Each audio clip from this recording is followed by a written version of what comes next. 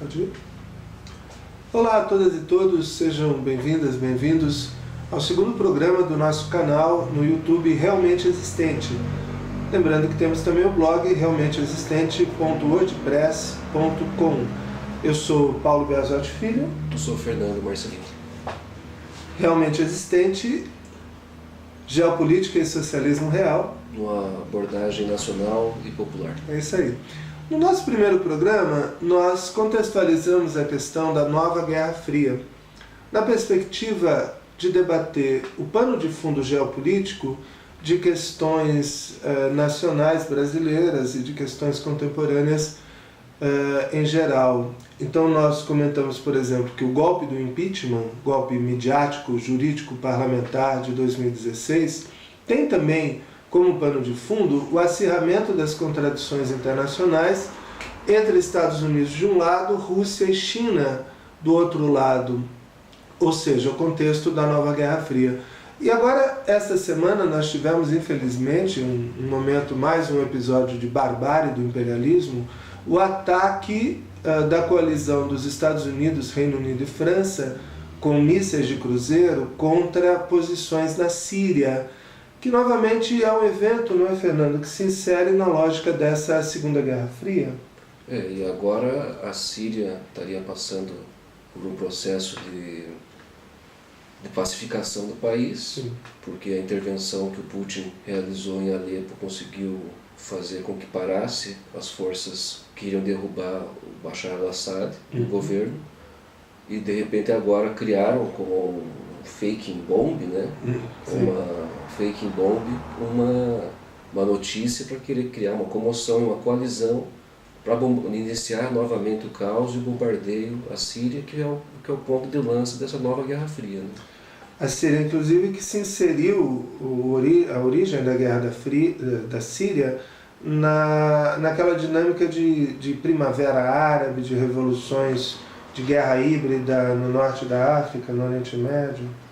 Que primeiro derrubou Mubarak, depois foi para a Tunísia, passou para o Iêmen, e na hora que barrou-se ali na Síria, né? Houve na Líbia também. Na Líbia, depois com Gaddafi. Esse foi o momento final ali de tolerância ali que houve as revoltas, né? Passou a ser cada vez mais combatida essas ideias de revoltas populares para desmantelar os governos, né? Bashar al-Assad também é uma disputa ali em torno da nova Rota da Seda, do Mar do Mediterrâneo, o controle para o Heartland, né? Rumo à Ásia. Né? E talvez, tanto na Líbia quanto na Síria, se compreende um certo sentido da expressão guerra híbrida, porque eles iniciam com revoltas populares, ditas revoltas populares, e que se der para resolver por aí, tudo bem, ou pelo lawfare, pelo uso do sistema judiciário. Mas tanto na Líbia quanto na Síria, isso, digamos, não foi suficiente, de modo que aquelas revoltas evoluíram para um conflito bélico propriamente dito, que na Líbia, depois o Gaddafi dividiu o país, né, até hoje o país completamente desorganizado, mas na Síria eles esbarraram numa resistência, né, tanto do governo do Assad quanto depois com a intervenção da Rússia, o apoio do Irã. É possível dizer que a intervenção do Putin na Síria foi o início dessa nova Guerra Fria ali, onde ele peitou e disse que a partir de agora não ia aceitar mais com que os Estados Unidos comandasse toda a região sem qualquer tipo de resistência. Sim, evitando também o que foi feito no Afeganistão, no Iraque, no momento que a Rússia ainda não tinha a estrutura social, econômica, política e militar que ela tem hoje. Também queria comentar desse ataque dos Estados Unidos como houve uma certa polêmica sobre a eficiência, né, do resultado efetivo desse ataque. Teriam sido lançados 103 ou 105 mísseis de cruzeiro, que não são mísseis, porque os mísseis balísticos desenvolvem aquela parábola, né? Os mísseis de cruzeiro atingem certa altitude de lançamento e depois vão paralelamente ao solo, né? O Reino Unido, por exemplo, lançou mísseis Storm Shadow, a sombra da tempestade, mísseis que conseguem voar a 40 metros do solo, né, guiados por GPS, e teriam sido interceptados, segundo a Rússia, 71 desses mísseis, que não teriam como alvo apenas as instalações ditas, né, de armas químicas, mas também alguns campos de pouso, campos de decolagem, de pouso da aviação síria, que não teriam sido atingidos. Os Estados Unidos declararam que o ataque foi um sucesso, mas não forneceram detalhes numéricos como a Rússia. E o detalhe, Fernando, é que a interceptação desses mísseis teria sido feito pelas forças de artilharia antiaérea da Síria, mas que foram em boa parte também destruídas pela aviação de Israel. A Rússia não teria empregado o sistema de defesa antiaérea S-300 e o sistema S-400 muito modernos. Tanto a Rússia quanto os Estados Unidos garantiram ali que não foi empregado, os Estados Unidos mesmo disseram, mas teriam usado essas táticas de guerra eletrônica. Porque o míssil de cruzeiro, como o Tomahawk dos Estados Unidos, que foi o mais usado, porque não são bombas, né? Elas não caem em cima do alvo, saídas de bombardeiros. São mísseis. Os mísseis franceses, por exemplo, saíram de aviões Rafale a 250 quilômetros do alvo. Então ninguém chegou lá perto do alvo, né? Então o míssil Tomahawk, ele é guiado por GPS. Ele tem ali um percurso, uma rota, né, colocado em seu software, e ele vai para o GPS. Mas quando ele chega mais perto do alvo, aí ele usa um sistema interno de navegação. E segundo se tem lido, esse sistema poderia ser combatido por táticas de guerra eletrônica, que teriam sido empregadas então pelas defesas da Síria com apoio russo para derrubar 71 desses mísseis, segundo a informação russa. Deixa de ser notável, né? E isso indicaria, eu acho, como os Estados Unidos mantêm a ofensiva da barbárie, mantêm a ofensiva do imperialismo, mantêm o clima de Guerra Fria, conseguem ter a coalizão com França e Reino Unido. O Trump, uma semana antes, havia declarado que tiraria os 3.000 soldados que os Estados Unidos mantêm na Síria. Aí surgiu essa fake news, fake bomb, né, do ataque químico. Ao mesmo tempo, eles não conseguem ser tão efetivos, porque mesmo do ponto de vista militar, o ataque lançou dúvidas, ele é polêmico, pode ser que a Síria e a Rússia tenham conseguido realmente rechaçar uma boa parte desse ataque. Enfim, os Estados Unidos mantêm uma iniciativa de potência, de superpotência global, mas no contexto dessa Segunda Guerra Fria, tem seu poder também questionado. Bom, então vamos retomar a linha, né, Fernando, do nosso primeiro programa. Estamos construindo nesses programas iniciais o contexto, como eu havia me referido, do acirramento das contradições internacionais, isto que se chama a Segunda Guerra Fria, a Guerra Fria atual. Eu disse no primeiro programa que a Guerra Fria atual é um desdobramento da Guerra Fria anterior, quando ainda existia a União Soviética, e em parte as suas origens remontam ao conflito sino-soviético. A China comunista, a União Soviética comunista, mas ambos racharam. A gente brinca, né, que é, enfim, um destino da esquerda, que tem essa dificuldade de ter unidade. O campo socialista rachou. Por que é que houve o conflito sino-soviético? Lógico que o tema é bastante complexo, mas poderíamos apontar, creio eu, Fernando, duas causas. Primeiro, uma questão geopolítica. Realmente a China e a União Soviética são e a Rússia contemporânea, são duas grandes nações milenares, né? A China mais ainda, nações de extenso território, né? De muitos milhões de quilômetros quadrados. A Rússia é a maior nação territorialmente do mundo, a China também é uma nação muito grande, e duas nações que têm uma larga fronteira, né? Tanto que um dos maiores estados tampão do mundo, o que é um estado tampão? É um país colocado entre duas outras nações potencialmente beligerantes, E aquele Estado tampão, ele impede um conflito direto, porque pelo menos teria que passar por aquele território. Podem olhar no mapa a posição da Mongólia. Mongólia é um estado muito grande, deve ter aí mais de 1,5 milhão de quilômetros quadrados, colocado entre a Rússia e a China, justamente porque duas nações tão grandes partilhando uma fronteira tão grande, sempre há uma disputa geopolítica que vem desde a questão da Manchúria, né? E uma tensão também que envolveu às vezes o Japão, há uma causa geopolítica. E havia também uma causa, ou enfim, um pretexto, uma causa de natureza ideológica. Lembram? Em 1953 morre o Stalin. Para bem ou para mal ou para bem, o sistema do Stalin é recordado sempre como um sistema, enfim, considerado duro. Um controle político grande, a questão da economia estatal foi esse sistema, nunca podemos esquecer, que ganhou a Segunda Guerra Mundial.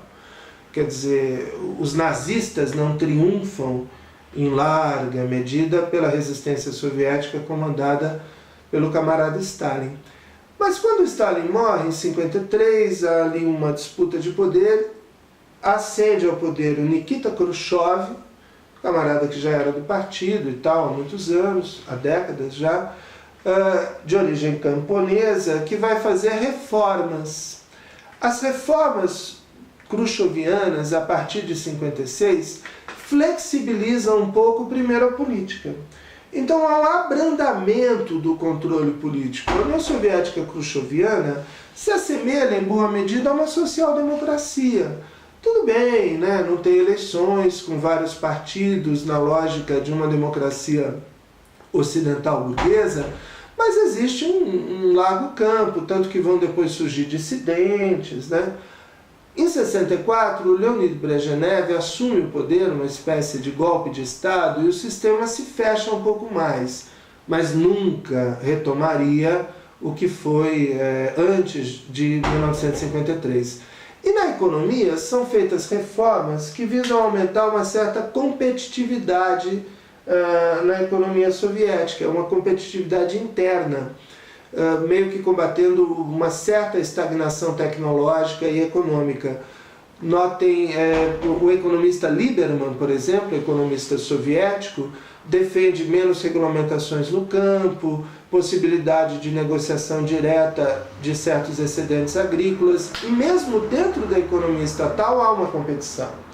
Então, por exemplo, o programa espacial soviético na era khrushcheviana é também uma disputa de projetos entre departamentos estatais. Então, tudo bem, todo mundo aqui é do Estado, mas qual vai ser o módulo lá espacial? Como vai ser esse ou aquele componente do satélite? Então, digamos, o meu departamento aqui, o departamento do Fernando, ambos estatais, lançamos projetos que competem e aquele projeto vitorioso tem um certo estímulo, inclusive material, inclusive financeiro. Não é verdade que a União Soviética era um sistema totalmente igualitarista. Mesmo no período do Stalin, de certo modo, foi também um anti-igualitarista. Os operários com maior produção ganhavam mais, como os operários chamados stakhanovistas, em homenagem a Stakhanov, mineiro, né, trabalhador de mina, que tinha uma produtividade enorme, havia também uma compensação financeira nesse sentido. Isso aumenta, no período khrushcheviano. Por exemplo, o cineasta Eisenstein, diretor do Encoraçado Potemkin, né, o Potemkin, enfim.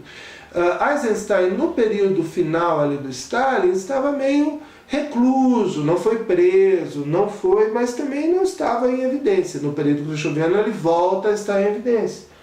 A indústria cinematográfica soviética também disputa a bilheteria, enfim. O sistema se abre um pouco. E isso é que a liderança chinesa de Mao Tse-tung, de Mao Zedong, criticava como sendo uma volta ao capitalismo, como sendo uma perda da pureza do período stalinista. As críticas são absolutamente acerbas, né? Rígidas, duras, nesse momento, desde 57, por aí, até que no início dos anos 60.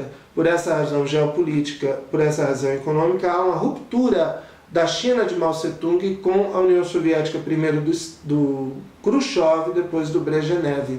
Como nós falamos, isso deu à China uma oportunidade que a União Soviética nunca teve.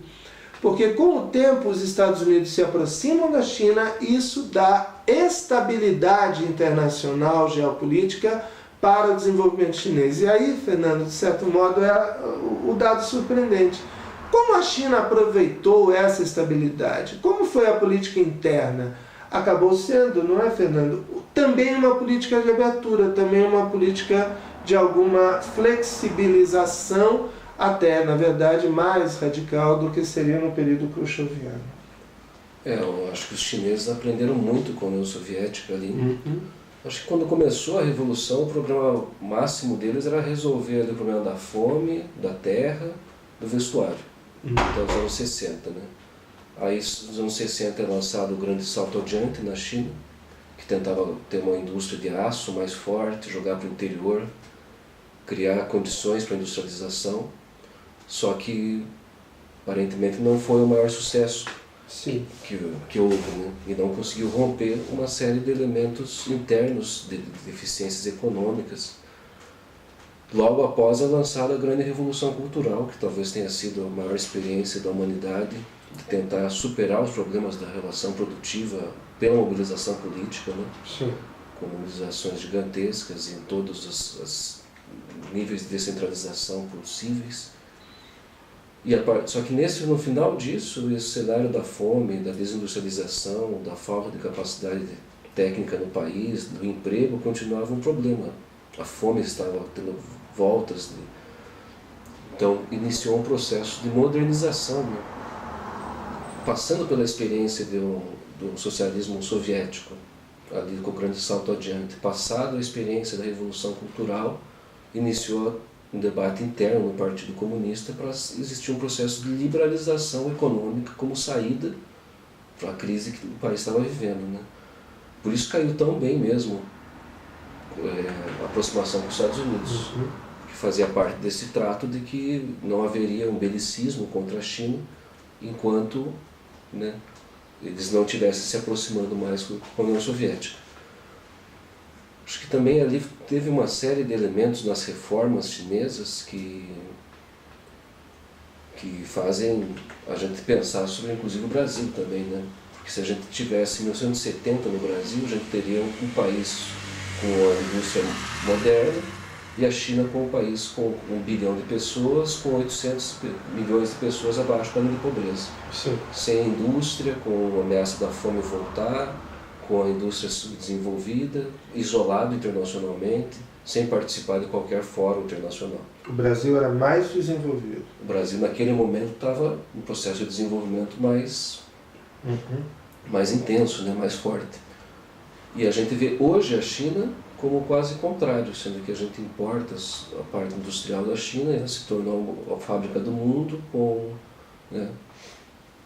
Eu acho que teria pelo menos 3 momentos das reformas que foram feitas ali pelo Deng Xiaoping a partir de 78. Primeiro a reforma no campo, falando que o socialismo poderia conviver com formas de produção familiares no campo, e que o excedente que eles tivessem, eles não precisariam só vender para o Estado, poderiam vender no mercado. E começou a colocar a questão do excedente, do valor, questões que no socialismo sempre são, né, não são consensuais, né, sobre o quanto que é possível você ter propriedades que não sejam apenas sociais, né, propriedades estatais, tudo. Isso, para muita gente, se você vê, começou a dizer que começou a ver na China daí um êxodo rural muito grande e que isso ia causar vários distúrbios, mas isso não aconteceu tanto, porque no interior da China a produtividade rural aumentou e se pegou esse excedente para conseguir fazer mais indústrias no interior, fazendo uma estratégia que é muito difícil de ser no Brasil, né? Dependeria de grandes indústrias para conseguir industrializar o campo e os rincões mais distantes. Lá eles também tentaram isso. E daí isso veio por meio da liberalização da agricultura para eles mesmos, o pessoal que trabalhava no campo, né, passar a investir na indústria. Então, o germe do processo de industrialização chinês, na verdade, é por causa que o campo na China houve uma reforma muito intensa, que depois pôde se ampliar para o setor estatal. Então, o setor estatal deixou de ser o controlador total de vários setores da economia, e também começou a existir uma linha do partido contra os monopólios estatais. Então, por exemplo, né, você não precisa mais ter uma empresa de petróleo. Você pode ter 3 empresas de petróleo, mesmo sejam estatais, que elas vão disputar entre elas. Certo. Né? Você pode liberar espaços para a parte privada, que isso começou a ser feito com as zonas econômicas especiais, que pressupõe o quê? Que ia ter investimento de capital externo, muito dos Estados Unidos nessa época, depois da Europa, depois do Japão, né, nos anos 80, pressupondo que teria que fazer uma formação de capital junto com o capital chinês, pegando tecnologia estrangeira e criando assim toda uma zona no litoral da China, formada por essas zonas econômicas especiais, onde o capital estatal se combinava com o capital estrangeiro. Então, ao mesmo tempo, começou a existir capital cooperado na economia, vindo do interior. O capital estatal passou a ser mais competitivo, até porque começou a se aliar com o capital estrangeiro e rompendo assim o monopólio de uma série de tecnologias do Ocidente, porque começou, acho que também tem aquele processo que o economista Barros de Castro comentava, que era o quê? Que esse processo de industrialização chinês também pressupunha que precisava vender para fora muito, né? Então tinha uma estratégia comercial para exportação muito intensa. Só que as empresas começaram a pegar essa tecnologia que era feita para exportação e começou a disputar o mercado interno chinês com aquilo. Certo. Então começou a desenvolver produtos com mais tecnologia, conseguindo baratear eles, né? Esse talvez seja a origem ali do processo de reformas, né, que vai desembocar nas lideranças chinesas que vieram depois do Deng Xiaoping, né, que foi o Jiang Zemin nos anos 90, o Hu Jintao nos anos 2000 e agora no processo mais alavancado desse socialismo, dessa experiência socialista com o mercado e com reformas, o Xi Jinping. Né? Fernando, vamos mostrar aqui, ó, o Fernando, que já esteve na China mais de uma vez, trouxe aqui, você comprou lá na Praça Tiananmen? Não, no museu, assim, no Museu da História Militar. Tinha muita gente vindo do interior, assim, eles vendiam vários acessórios. Então esse aqui é o Xi Jinping, o Mao, e aqui atrás tem as 5 gerações da liderança chinesa. Do Mao Tse-tung, depois o Deng Xiaoping, o Jiang Zemin, Hu Jintao e agora o Xi Jinping. Isso, perfeito. Que não deixa de ter sido outra reforma, né? Começou a haver uma rotatividade, um mandato, mandato de no máximo 10 anos, né, da liderança, que agora, inclusive, isso foi revisto e o Xi poderá ficar mais de 10 anos. Né? Mas acho que o principal é que todas as reformas chinesas só foram possíveis porque os Estados Unidos permitiu elas. Não que os Estados Unidos tenha encaminhado as reformas. Se fosse os Estados Unidos ter feito as reformas, teriam seguido um caminho neoliberal e um caminho de desestruturação do capital nacional, do capital. Só que, pelo contrário, nesse processo de abertura, na verdade, foi gestando um novo modelo econômico, que não era mais o modelo de socialismo da União Soviética, tinha alguns elementos daquele socialismo testado durante a NEP, na União Soviética, alguns elementos autogestionários, e sempre com uma experiência podendo não entrar em guerra com os Estados Unidos. Então, pôde se focar muito na industrialização, a industrialização pôde ir para o litoral, pôde não ter medo da manhã mercante, do ataque naval, pôde criar relações diplomáticas, pôde entrar nas instituições de comércio internacional. Só que dessa forma, a perspectiva deles seria criar um socialismo que vai ser economicamente mais dinâmico que o próprio capitalismo, representado em especial pelo Japão, pelos Estados Unidos, pela União Europeia, que esse caminho demoraria décadas a ser construído, que o início das reformas de 78 seria parte de um projeto de pelo menos 50 anos, dessa primeira etapa, de criar os fundamentos econômicos desse socialismo para uma etapa posterior de maior socialização econômica. No partido eu acho que tem muita disputa sobre qual é o significado desse socialismo, né? Até mesmo que a ideia de socialismo de mercado veio a ser utilizada só nos anos 90, Sim. depois de mais de 10 anos do início das reformas, né? Hoje a China não exporta só quinquilharia, como as pessoas às vezes podem dizer, né? Sua economia não é baseada num trabalho escravo, pelo contrário, passa a ter um desenvolvimento técnico cada vez mais avançado. Hoje tem mais engenheiros sendo formados nos Estados Unidos, na China, do que nos Estados Unidos e na União Europeia juntos. Né? Sim. Além de hoje ter um desenvolvimento de ponta em indústrias como biogenética, indústria espacial, a indústria de comércio, transporte, alta tecnologia, robótica, computação, impressão 3D.